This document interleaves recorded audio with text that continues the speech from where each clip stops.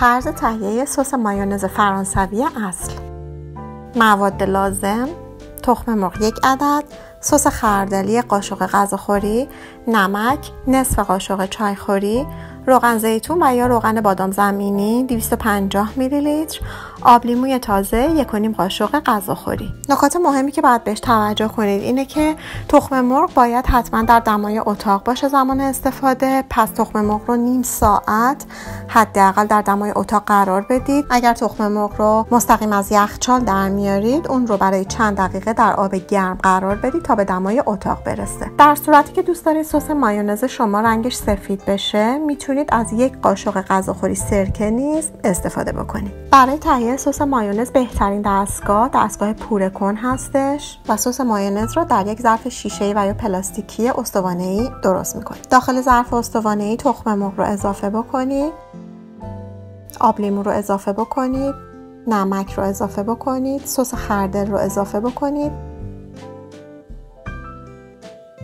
روغن مایه رو اضافه بکنید. برای سفید شدن رنگ مایونز میتونید سرکه رو هم اضافه بکنید در صورت تمایل. سپس دستگاه پوره کن رو تا آخر داخل دستگاه استوانه‌ای قرار بدید، طوری که سر دستگاه پوره کن به کف ظرف استوانه‌ای کاملا بچسبه و به این شکل پوره کن رو روشن کنید. برای 5 ثانیه به همین شکل که به ته ظرف چسبیده اجازه بدید دستگاه پوره کن کار کنه. سپس بعد از 5 ثانیه دستگاه رو خاموش کنید. این بار دوباره دستگاه رو روشن کنید و حین اینکه دستگاه در حال کار هستش آروم آروم دستگاه پوره کن رو به سمت بالا حرکت بدین. این کار رو برای 15 الی 20 ثانیه انجام بدین.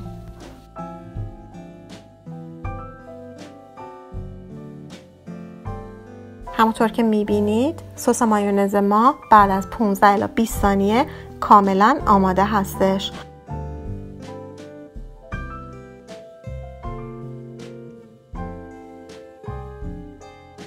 همونطور که میبینید دارای بافت بسیار لطیف و کرمی هستش، فوق‌العاده تازه و خوشمزه هستش. سس مایونز رو میتونید در یک ظرف سربسته برای مدت 2 هفته در یخچال قرار بدید و ازش لذت ببرید.